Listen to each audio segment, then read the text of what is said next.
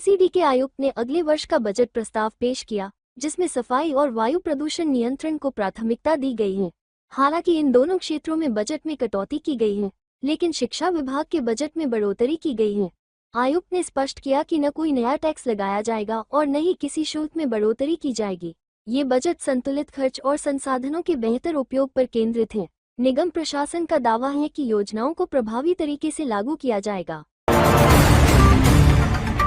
MCD के आयुक्त ने बताया कि निगम पर जितना बजट है, लगभग उतनी ही देनदारी भी है। अगले साल निगम ने कर्ज घटाने पर विशेष ध्यान देने का निर्णय लिया है। इस बार कुल 16,530 करोड़ रुपए का बजट रखा गया है, जो पिछले वर्ष से 500 करोड़ कम है। वहीं एमसीडी पर 15,700 करोड़ रुपए की देनदारी दर्ज है। वित्तीय अनुशासन को प्राथमिकता देने की बात कही गई है। एमसीडी की स्थायी समिति और अधिकारियों के बीच चल रही अंदरूनी खींचतान अब सार्वजनिक हो गई है।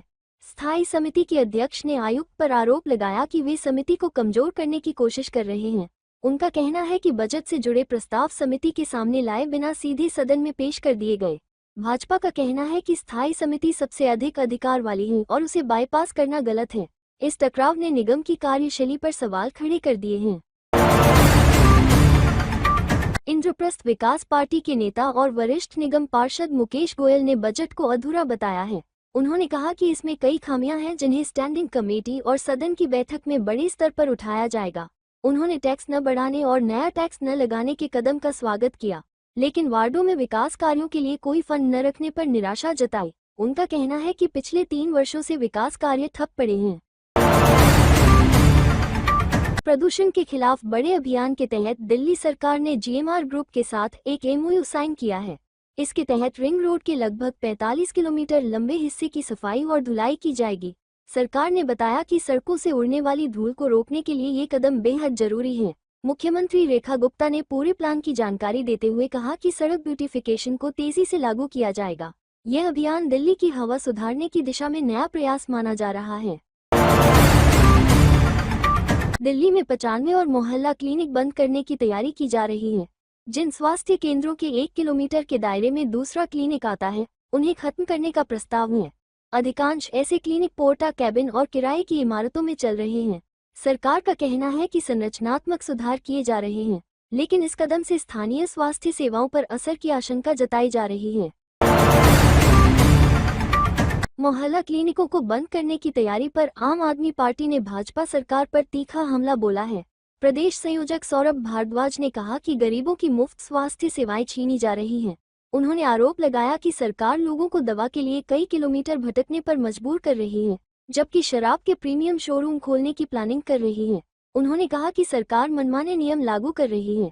आपका दावा है कि यह स्वास्थ्य सुविधाओं को कमजोर करने की कोशिश है। दिल्ली कांग्रेस अध्यक्ष देवेंद्र यादव ने सरकार पर प्रदूषण नियंत्रण में विफलता का आरोप लगाया है। उन्होंने कहा कि जब बिजली खंभों पर 100% स्ट्रीट लाइटें ही नहीं लगी, तो मिस्ट स्प्रे योजना कैसे सफल होगी। यादव का कहना है कि जहरीली हवा, दूषित यमुना और धूल पर सरकार ने समय रहते कदम नहीं उठाए। उन्होंने आरोप लगाया कि सरकार केवल घोषणाएं करती है, काम नहीं। प्रदूषण से बढ़ रहे स्वास्थ्य संकट पर भी उन्होंने गंभीर सवाल उठाए हैं। दिल्ली के मौलाना आजाद मेडिकल कॉलेज में मेडिकल इनोवेशन सेंटर का उद्घाटन किया गया है। स्वास्थ्य मंत्री डॉक्टर पंकज कुमार सिंह ने कहा कि यह सेंटर डॉक्टरों, इंजीनियरों और शोधकर्ताओं को एक साझा मंच देगा। सेंटर का उद्देश्य स्वास्थ्य क्षेत्र में नए नवाचारों को बढ़ावा देना है। आत्मनिर्भर भारत के तहत ये पहल की गई है। उम्मीद है कि इससे दिल्ली के स्वास्थ्य ढांचे को नई दिशा मिलेगी। दिल्ली विश्वविद्यालय और रूस की एचएससी यूनिवर्सिटी मिलकर स्पेस मिरर लैब स्थापित करेंगे। दोनों संस्थानों के बीच स्टेटमेंट ऑफ कोऑपरेशन पर हस्ताक्षर किए गए हैं। ये लैब स्पेस साइंस और एडवांस्ड रिसर्च में महत्वपूर्ण भूमिका निभाएगी। छात्रों और वैज्ञानिकों को अंतर्राष्ट्रीय स्तर पर काम करने का अवसर मिलेगा। ये साझेदारी शिक्षा और विज्ञान के क्षेत्र में नई संभावनाओं को जन्म देगी। सीबीएसई अब बच्चों की समझ का मूल्यांकन करने पर जोर देगा। सफल परीक्षा 8 दिसंबर को पेन पेपर मोड में आयोजित की जाएगी। बोर्ड ने इसके लिए दिशा निर्देश जारी किए हैं, जिनमें रटने की संस्कृति से हटकर कॉन्सेप्ट आधारित सीख पर जोर है। परीक्षा का उद्देश्य छात्रों की वास्तविक समझ को परखना है। यह नई शिक्षा नीति की सोच के अनुरूप कदम माना जा रहा है। वासुदेव घाट का बड़े स्तर पर पुनर्विकास किया जाएगा। पुराने आरती स्थल को नए रूप में विकसित करने की योजना तैयार है। मां यमुना की स्थापित मूर्ति के सामने एक सुंदर लॉन बनाया जाएगा। यहां घास और रंग बिरंगे फूल लगाए जाएंगे। परियोजना का काम जल्द शुरू होने वाला है। भारतीय स्वदेशी उत्पादों को वैश्विक पहचान दिलाने के लिए स्वदेशी मेला अब विदेशों में भी आयोजित होगा। नई दिल्ली में शानदार प्रतिक्रिया मिलने के बाद कैट ने इसका विस्तार अंतर्राष्ट्रीय मंचों तक करने का फैसला किया है। संगठन राष्ट्रीय स्तर पर बड़ा प्रचार अभियान चलाएगा। इससे मेक इन इंडिया और वोकल फॉर लोकल को मजबूत बढ़ावा मिलेगा।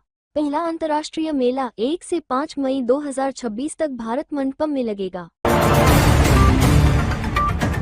दिल्ली पुलिस ने निहाल विहार क्षेत्र से एक अफ्रीकी नागरिक को गिरफ्तार किया है। वो वीजा की अवधि खत्म होने के बाद भी अवैध रूप से दिल्ली में रह रहा था। पुलिस जांच में पता चला कि उसका कोई आपराधिक रिकॉर्ड नहीं है। अब प्रशासन निर्वासन की प्रक्रिया शुरू कर रहा है। ये कार्रवाई विदेशियों के अवैध ठहराव पर निगरानी का हिस्सा है। दिल्ली में एक नाबालिग के साथ 4-5 किशोरों द्वारा चाकू की नोक पर अश्लील हरकतें करने का मामला सामने आया है। घटना करीब आधे घंटे तक चलती रही, जिसके बाद पीड़ित ने शिकायत की। पुलिस ने केस दर्ज कर जांच शुरू कर दी है। यह मामला राजधानी में बाल सुरक्षा पर गंभीर सवाल खड़ा करता है। स्थानीय लोग कड़ी कार्रवाई की मांग कर रहे हैं।